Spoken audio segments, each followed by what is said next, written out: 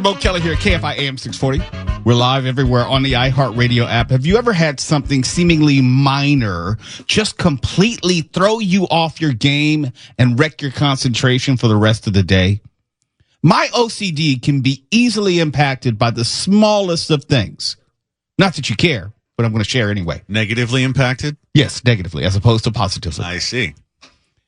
I've never, or I should say, I had not ever cracked my phone glass ever in the history of having phones until Saturday. No, God, please, no!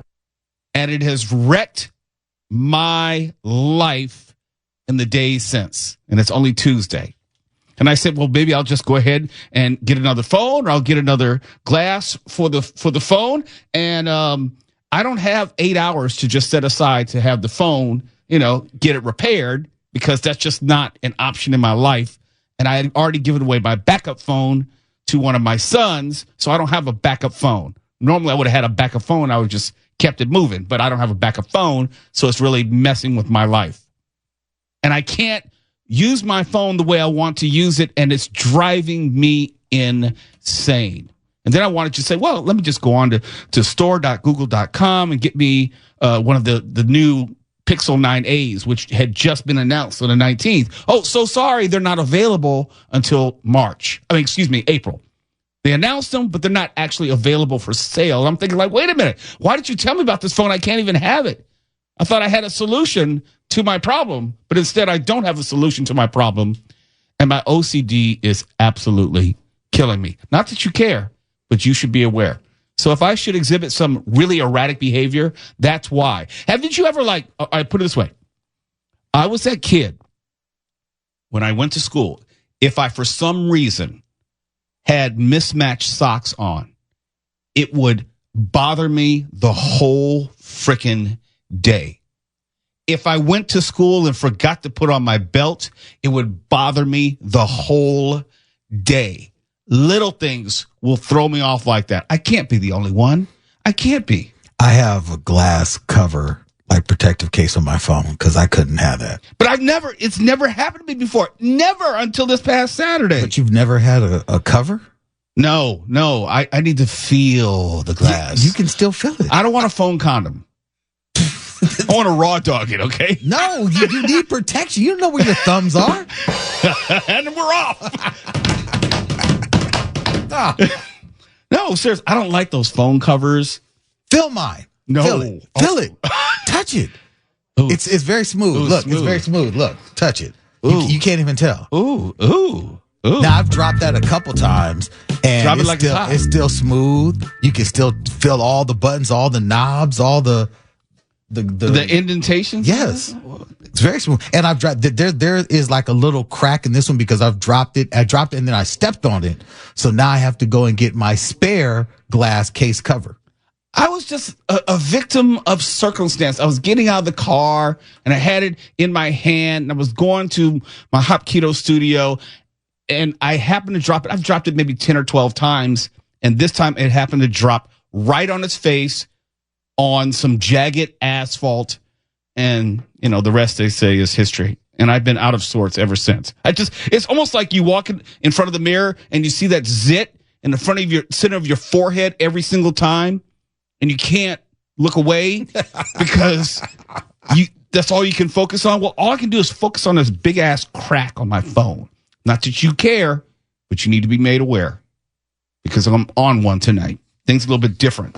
Oh, speaking of on one tonight, in the next segment, we're going to talk about what we're going to do to save Mark Rahner. I saw that on the rundown, and it filled me with dread because Tuala wouldn't tell me what it was about. We're going to have a special segment, and we're going to save the life of Mark Rahner. We're going to intervene, and this is very serious. Very serious. Thank you. We're going to keep him from getting killed. We're not going to tell you why or how, but there's going to be an intervention. Next segment, and it's all about Mark Rahner. I'm not feeling so great. I think we got to call Heather back in. It's here. for the greater good. I promise you that. That's the tease. Just get that phone fixed, will you? And also, remember how we told you about how schools, especially in Southern California, were implementing their own ways of making sure that kids don't use their phone. They had the cell phone ban. Some schools were collecting the phones. Some were putting them in these pouches, these magnetic pouches. And we said, kids are going to find a way around all this stuff. They are. And sure enough, they have. We'll tell you about that at the bottom of the hour. And we have an update about the fire zones. There is an update to the danger zones as far as where you are and the likelihood of you having to deal with a fire in the next 5 to 10 years. So we have that and so much more. Full show tonight. It's Later with Mo Kelly. I'm still upset about my phone. Pray for me. We're live everywhere in the iHeartRadio app. You're listening to Later with Mo Kelly on demand from KFI AM 640. And this next story is specifically an intervention to protect and save the life of Mark Rahner, who has been known to give a Rahner or 2 or 4 to people who may cut him off, who may wrong him in some way on the highways of Southern California. I see where this is going now. And do you? Try to imagine my gratitude. Please proceed. There was a woman who was arrested, I want to say yesterday morning around 8:15. Arrested about 5 p.m. yesterday. And the incident happened about 8:15 a few days ago, where a 24-year-old woman from San Bernardino County, now in custody, accused of attempted murder because of a road rage incident. What happened is she was traveling westbound on the 10 freeway east of Riverside Avenue in the San Bernardino area. A motorist in a gray Nissan Rogue, now identified as Loma Linda resident Angeline Marie Gable, was reportedly angered over a lane change when she pulled alongside the victim, the driver of a black 2024 Honda Civic. Authorities say that Gable pulled out a Glock handgun and fired several rounds at the Honda, striking it numerous times. Whoa, that's just rude. Over a lane change, Mark. And here's something else which is very important. The Office of Criminal Investigations, Emergency Notification, and Tactical Alert Center, which is in Sacramento, provided real-time investigatory assistance and discovered a flock safety camera had captured an image of the suspect vehicle, meaning they were able to track this car as it drove around the city, and they later arrested the would-be assailant later that day at around 5 p.m. just from the flock system camera. So there are 2 lessons here, Mark Rahner. Yes. Be careful giving out Rahners because someone may shoot you. And what is a Rahner again? Rahner is when you flip them the bird. So there's already a name for that. We don't need to give it my name. But when you're listening to Later with Mo Kelly, it has the context of you and you driving. So we're going to call it a Rahner for the sake of this conversation. Yeah, I gave a guy in a big truck a thorough Rahnering over the weekend who is one of those things where there's 3 lanes, and I'm in the middle lane. He could see that there were cars parked in the right lane coming up, so he tried to jag in front of me and cut me off and get into my lane instead of just slipping in behind me like a polite, normal human being. Right. He got the panoramic Rahner.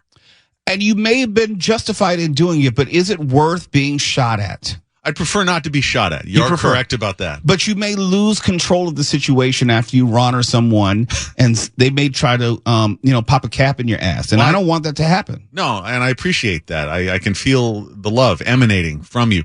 I never get out of the car. It's just a polite little raised finger when somebody does something egregious. The finger is never as impolite as the behavior that inspired the finger. That may be true. We can argue that point, but I would not say that a middle finger is polite. There are varying degrees of impoliteness. Well, I wouldn't call it polite. Well, I don't have the means to write them a letter and hand it to them like, kind sir, are you aware that you did something obnoxious and dangerous just then? Just letting you know. Thanks. Have a nice day. No, the finger is shorthand for all of that. Can't you just throw up both your hands like saying, what the hell, dude? Well, that's kind of an earlier version of the finger. Yeah, like if somebody cuts in front of you and then slows down, that's a what the hell, dude. Okay, going back to the story, I'm quite sure the woman who cut off the would-be gun woman probably was wrong as far as the rules of the road. I want to give the attempted murderer, because she's charged with attempted murder, I'm going to give her the benefit of the doubt and say that this Civic actually did cut her off. But is it worth it to risk your life? Is it? Well, you don't want to blame the victim first and foremost. Who's the victim in this story? Well, in what you're trying to do is blame me, and I'm always the victim. Well, no, but I'm saying, okay, the person who got cut off in this story responded with a gun. So is that person the victim in this story? Well, I don't carry a gun. No, but you carry a Rahner. I'm saying you're a victim. Everybody but my point is you characterize yourself as a victim because of what was done to you. You, Mo, Tawala, Foosh, we're all carrying unloaded Rahners at all times. It's a weapon of peace. It's a non-lethal weapon. Yeah, but see, Mark, and the reason I no longer unleash fiery Rahners on the road is because of the wisdom, believe it or not, of my daughter, who said to me, Daddy, you may want to issue that Rahner in anger. Your daughter does not say that. Issue that Rahner in anger, but you don't know if the person receiving that Rahner is crazy.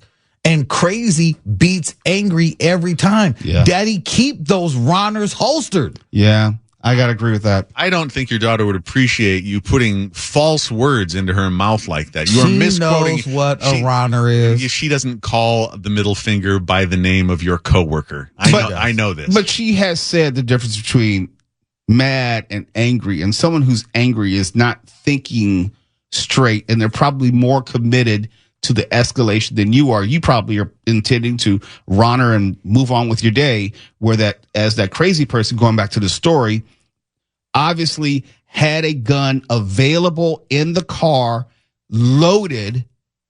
Glock didn't probably have a safety on it, and was ready and looking for a reason to use it on someone. Well, there's going to be crazy people any place that you go.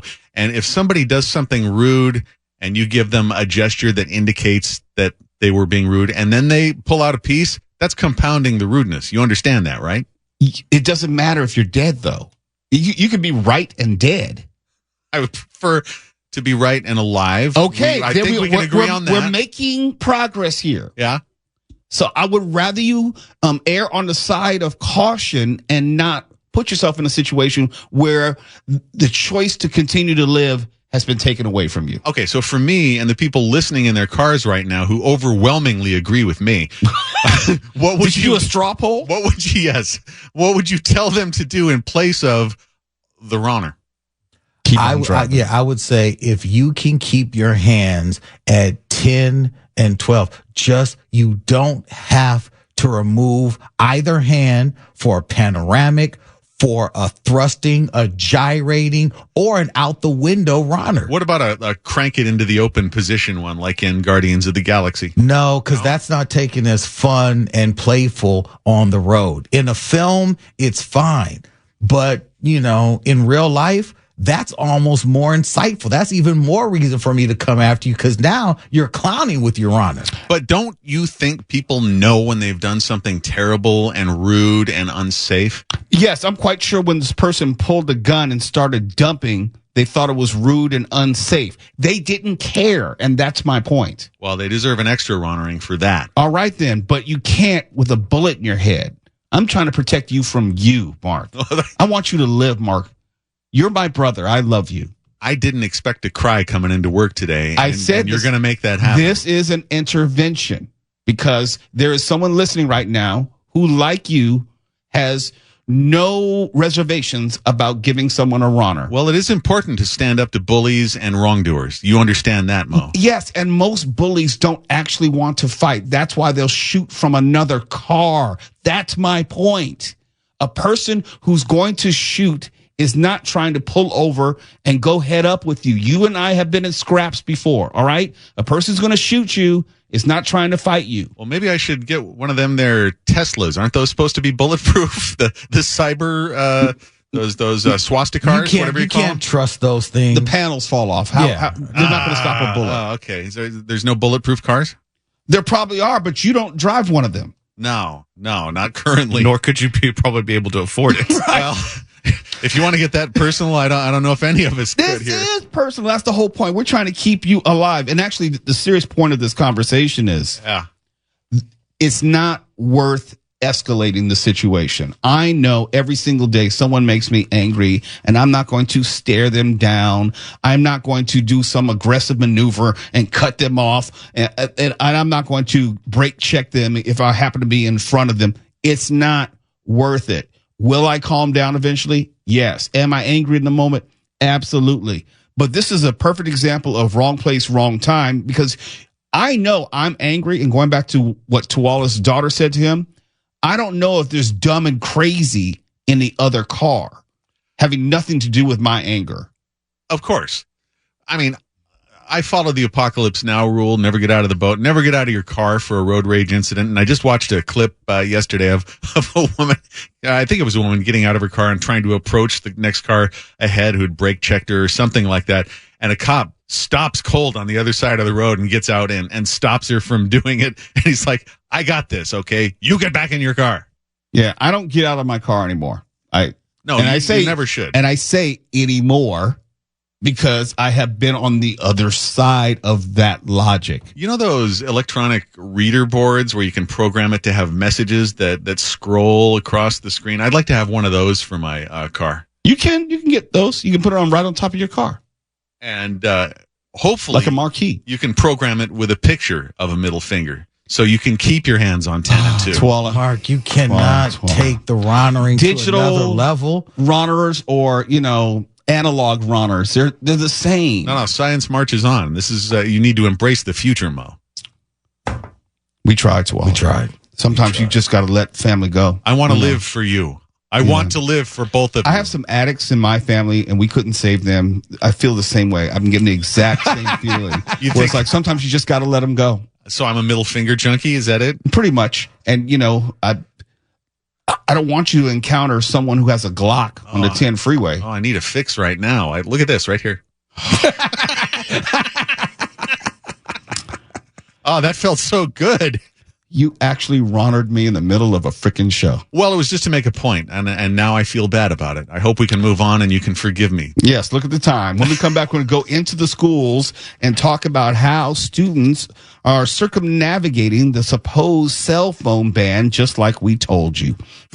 You're listening to Later with Mo Kelly on demand from KFI AM 640. And middle school, high school kids all around Los Angeles Unified School District are being told, don't touch that phone. If you try to use it during school hours, you'll be cited. The phone will be taken away, confiscated. Maybe your parents will be contacted as well. It's an unusual time. Schools are trying to figure out and navigate a way to allow students to have their phone with them on campus, but not use them while school is in session. And this new policy for LAUSD, we've talked about for quite some time. And different schools have somewhat different approaches. We'll take University High, for example. They've turned to a local company called Yonder, YONDR.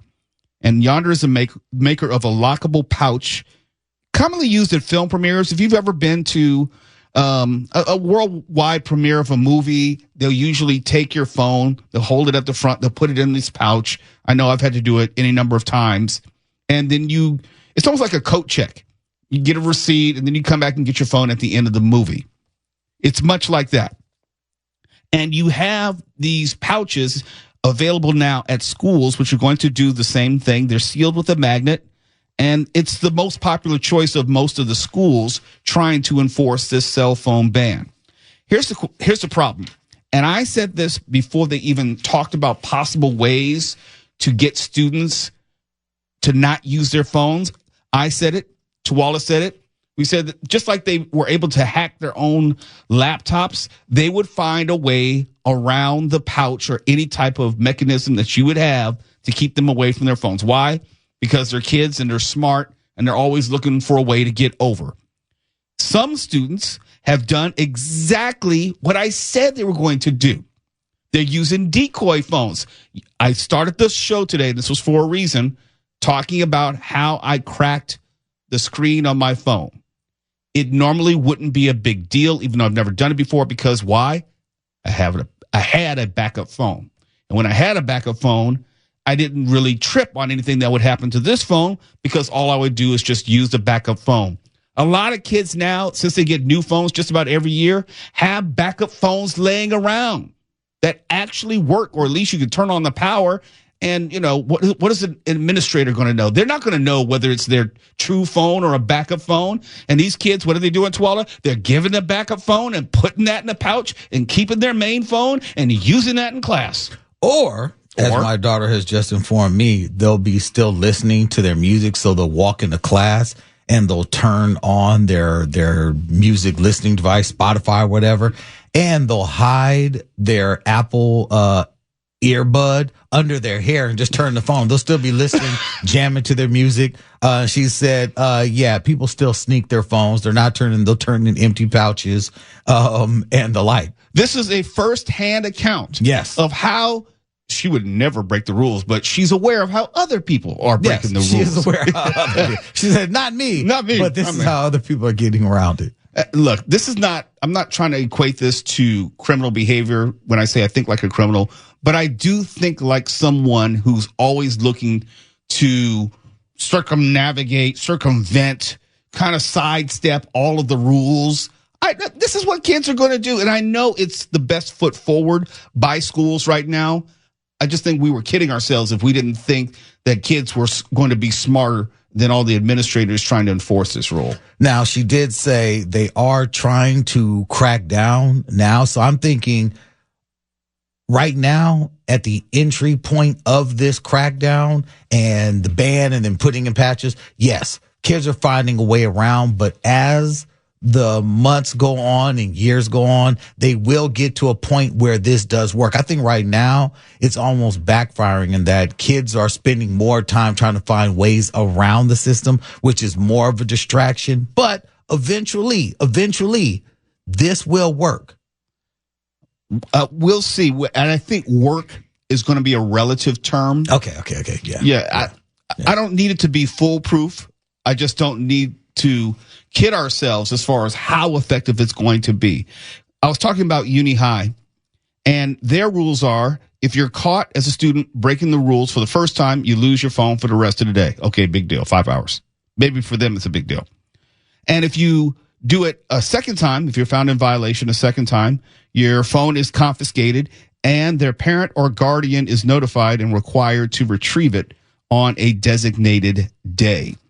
You, Twala, as a parent, would you be more angry at your child for a second violation or the fact that you would not be able to get in touch with your daughter on her primary phone if need be?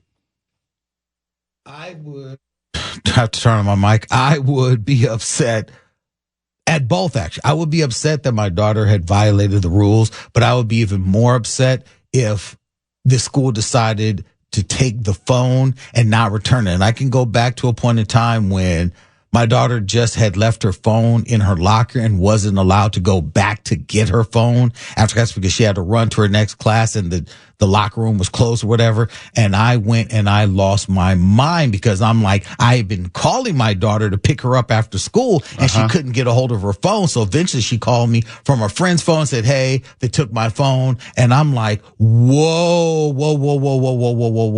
I don't care what's happening with you in your school. My daughter is there with her phone for a reason. There is nothing that you should be doing where you should be taking her phone and preventing me from getting in contact with her, especially because after school, the school is closed. So if I can't contact the school to contact her and I can't get her because you've taken her phone, we have a problem. And they did not like it when I came in. They did not like the response. Were you hostile? I was very hostile. Very, very hostile. Words were used, which made it very, very clear. The best words? That the very best words, it were verbal Rahners. Now we're talking. Okay. And that did not happen again. There was no more taking of the phone. There was, sir, in the future, what we will do is we will have a conversation with you and my mother. And I said, you do that. You have a conversation with us firsthand. Do not take it upon yourself to take the phone that we are using to get in contact with her. You have no idea what may be going on in our lives. this is something, always thinking about how to get around certain rules. I just, in my limited knowledge of technology, I know how I can message from my laptop right now if I didn't have my phone. I know how to make calls from my laptop. And I know that everyone under the age of 17 knows this as well. I know that they've already figured out how to get around all this. And I know, doesn't your daughter, does she have her own laptop that she's allowed to take in the class? Yep. Yes. That she's supposed to use in class, right? Yes. Technology all over the place. I mean, if she was sending messages, if she's trying to communicate, if she was even looking at videos, there's all types of things that she could be doing that all these kids could be doing, because most LAUSD schools have now adopted a iPad or some sort of technology component to being in school. That's why they've started getting rid of lockers and all that kind of thing, even though for some reason or other, kids' backpacks are still hella heavy. It's a whole nother conversation. I don't get that. That's ridiculous. But the notion of taking technology, especially because some of the programs that they have on these iPads are not as robust as programs that may be on the phones, which my daughter does use as well to do work, because she's not always doing the work and turning it in on the iPad. Sometimes there are some programs she says, it's easier for me to do it on my phone. I've watched her do it too. So she's not lying. I've watched her do it, and it's easier for her to do it on her phone. I think that there does have to be some type of compromise, because again, I think right now we're at a point when, just looking at these messages from my daughter, she said people are finding all types of ways around it. Who said that? Who said they would? Who said that? Look, I mean, I think that was at the very beginning, before the program was even launched. We did. It was said here. We did. And now it's happening. So what are we doing right now, though? I think it's well-intentioned, but I know for a fact, I'll bet dollars to donuts, this is a lawsuit, major lawsuit, waiting to happen. And I'm not going to blame the school. I'm just saying, let's look a few steps down the road when a parent legitimately needs to get in touch with their child and they are unable to, like, for example, after school hours, the phone has been confiscated unbeknownst to the parent. And you're assuming that both parents know. Maybe one parent is trying to get in touch with the child and does not know. Long story short, we got to go to break. This is a lawsuit waiting to happen, and we told you here first, because the way it's set up, it's not going to work, and kids are going to work their way around it, and there are other problems which have yet to be addressed. It's later with Mo Kelly. When we come back, we're going to talk about the Southern California fire danger zone update, and also how Altadena residents are protesting the use of the golf course as a debris zone. That more in just a moment. You're listening to Later with Mo Kelly on demand from KFI AM 640. Very quickly, we have talked about the fires extensively. We talked about what we've not done in preparation for the next fire, or what we should have done prior to these most recent spate of fires that we've been enduring in not only in the Los Angeles area, but the Los Angeles County area. Now listen to this. For the first time in 14 years, CAL FIRE is releasing new fire hazard maps. They show the probability of a wildfire occurring in the given area within the next 30 to 50 years. Inspectors analyze data on vegetation, terrain, fire history, and local weather. Take a look at this comparison. More than 800,000. It's radio. I can't take a look at it. That's really unfair to ask. Terrain, fire history, and local weather. Take a look at this comparison. More than 800,000 acres have been added to the high and very high zones. That's the orange and red. And new this year, identified moderate danger. That's the yellow, seen here in Los Angeles, San Bernardino, and Riverside County. Replacing a roof with flame-resistant materials. Firefighters want people to understand the risk they're in to plan and prepare. Multi-pane windows with tempered glass. Making sure that all of their vent openings on your home, the openings, the screens are less than 1/8 of an inch, and then removing all combustible siding on your homes. Okay, I'm not the expert, but I do have a question what jumps out at me. Let's say I do that, all that's recommended for my home, but my home is the only home that does that, and the rest of my neighborhood is what we've already seen and not up to that particular, I don't want to say code because it's not mandatory. These are suggestions and recommendations. Does that make any difference? I mean, if my house is a little better protected, but the rest of the neighborhood is not, given what we saw 2 months ago, I don't know if that changes the calculus at all.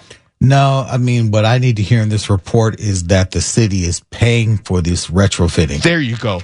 If the city's not paying for this retrofitting and they are expecting homeowners to do this on their own, good luck with that. Those who have houses left standing, I don't know if many are going to be able to retrofit their houses, especially looking at so many of the houses in Altadena that have these wide grates or wide vents at the base of the roof when you get to the house. I've seen that. It's like our house has that, and then they have these wooden beams that can easily catch fire. I don't know if anyone has that type of money to redo that. Since we're also talking about Altadena and residents and what they feel they're going to need going forward, there is a brooding controversy about use of the golf course within Altadena as the temporary wildfire debris recycling center. Twali, you are in and out of the area. Are you hearing about that? Is it something which is a huge issue, or do they understand this is just kind of part of the process? Yes and no. There are those who want to maintain the beauty and the prestige of the Altadena wildfire or the Altadena golf course. And no, they do not want this debris and recycling center set up there because there is no assurance that the golf course will be returned to the way that it's supposed to look. It's already suffered enough as it is with the wildfire, and now you want to come and use it as a recycling center without any real guarantees on what's going to happen after you're done. You know, are you going to replant the grass? Are you going to rebuild what is destroyed? Because just sitting the stuff there when there are other options, and I know the other options are also not good because they're talking about just dumping stuff in the valley, in the North Hills and West Hills area. They're like, they don't want it there either. NIMBY. Yeah, I know they don't want it in their backyard, and I understand the considerations would got to be made. You would like to preserve the golf course, and I'm saying this as an outsider, so I understand that my opinion doesn't count, and I may not fully understand the gravity of it, but it may be functionally what's necessary in the short term to help get through this a little quicker, as opposed to trying to move it 15 miles away from there.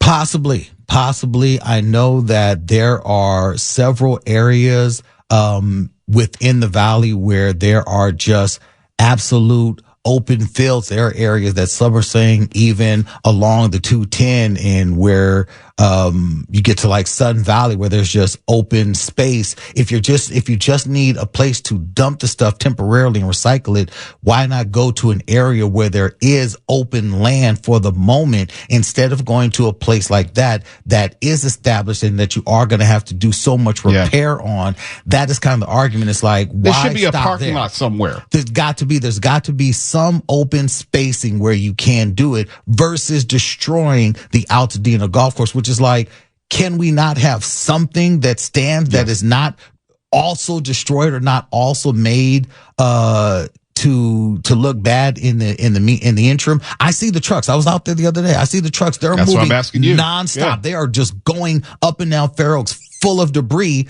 Don't stop at the golf course. Keep on going. Take it to an open space where you can dump it temporarily and recycle it. KFI AM 640 is later with Mo Kelly. We're live everywhere on the iHeartRadio app. KFI and KOST HD2. Los Angeles, Orange County. Live